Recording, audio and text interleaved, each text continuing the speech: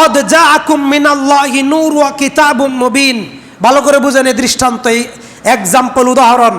মানুষের চোখ যতই ভালো হোক, রাতের বেলায় টর্চ লাইটের সাহায্য ছাড়া চলতে পারবে? পারবে?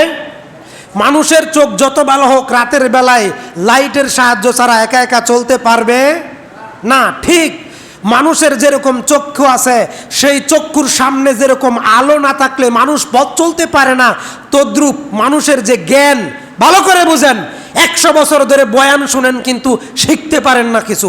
ভালো করে বুঝেন, মানুষের যে বিবেক আছে, এই বিবেকের একটা চক্ষু আছে। মানুষের যে জ্ঞান আছে, এই জ্ঞানের একটা চক্ষু আছে। সেই বিবেক চক্ষুর সামনে, সেই জ্ঞান চক্ষুর সামনে যদি কোরআন নামক নূর, কোরআন নামক আলো, আসমান থেকে নাজিলকৃত যে ওহী, সেই ওহীর আলো যদি বিবেকের সামনে না থাকে, সেই ওহীর শিক্ষা যদি, সেই কোরআনের নূর যদি বিবেক চক্ষুর মধ্যে না থাকে, তাহলে বিবেক চক্ষু অন্ধ। কথা বুঝলেন? কথা বুঝলেন? কি বললাম? মানুষের যে বিবেক আছে, এই বিবেকের একটা চোখ আছে।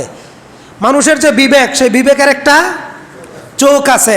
সেই বিবেক চক্ষুর সামনে যদি কোরআন নামক আলো, কোরআন নামক নূর না থাকে, তাহলে তার বিবেক চক্ষু কি? অন্ধ। তার বিবেক চক্ষু কি?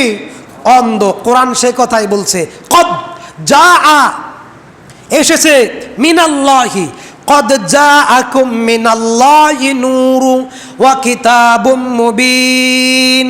তোমাদের জন্য তোমাদের রবের পক্ষ থেকে এসেছে আলো। এসেছে কি? আলো, নূর।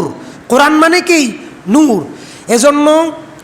এজন্য বিবেকবান ওই ব্যক্তি বিবেকবান যে ব্যক্তি কোরআন পড়তে পারে, যে ব্যক্তি কোরআন দিয়ে জীবন গঠন করে, ওই ব্যক্তি বিবেকবান, ওই ব্যক্তি ভালো মানুষ, ওই ব্যক্তির জ্ঞান আছে বলে ধরা যায়।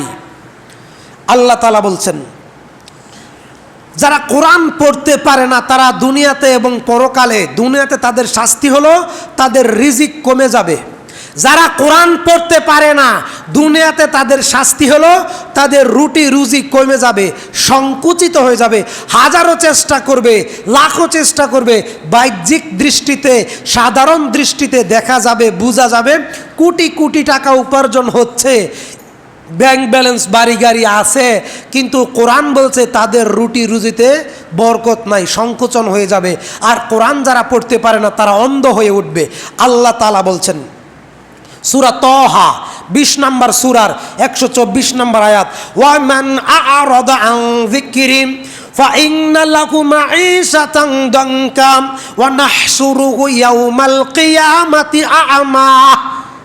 আল্লাহ তাআলা বলছেন, ওয়া মান আ'রাদা আন যিকরি ফাইন্না লাহু মাঈশাতান দানকা। যারা কোরআন পড়তে পারে না, কি পড়তে পারে না? গীতা। কি পড়তে পারে না? বাইবেল। কি করতে পারে না? কোরআন। কি পড়তে পারে না? আচ্ছা, এখন আমি যদি জিজ্ঞেস করি, আলহামদুলিল্লাহ, যেহেতু আমি এই সমাজে থাকি, এই সমাজে খাই, এই সমাজে চলাফেরা করি, আপনাদের প্রতি আমার একটা দায়িত্ব এবং আমার প্রতি আপনাদের একটা দায়িত্ব, কোরআন সম্পর্কে বোঝানো। রাষ্ট্রে দিন কায়েম করলে যতটুকু নেকি পাওয়া যায়, একজন মানুষকে কোরআন শিখালে তার থেকে অনেক গুণ বেশি নেকি পাওয়া যায়। কথা কি বুঝলেন? কাবাঘর বাংলে যত না পাপ হয়, আল্লাহর কাবাঘর বাংলে যত না পাপ হয়, একজন মুমিনকে হত্যা করলে তার চেয়ে বেশি পাপ হয়। কথা কি বুঝলেন আমার? বুঝলেন না? খালি মাথা নিচে দিয়ে ঘুমাইলেন জান্নাতি মানুষের মতো নিশ্চিন্তে। কাবাঘর বাংলে না যত পাপ হয়, একজন মুমিনকে বিনা কারণে হত্যা করলে তার চেয়ে বেশি পাপ হয়। আল্লাহ তাআলা বলছেন, ওয়া মান আ'রাদা আন যিকরি ফাইন্না লাহু মাঈশাতান দানকা ওয়া নাহশুরুহু ইয়াওমাল কিয়ামাতি আমা। যারা কোরআন পড়তে পারে না, এই দুনিয়ায় তাদের রুটি রুজি সংকুচিত হবে, আর ওয়ানাহশুরুহু ইয়াওমাল কিয়ামাতি আমা, তারা কিয়ামতের দিন অন্ধ বধির অবস্থায় উঠবে। অন্ধ বধির অবস্থায় উঠবে কারা?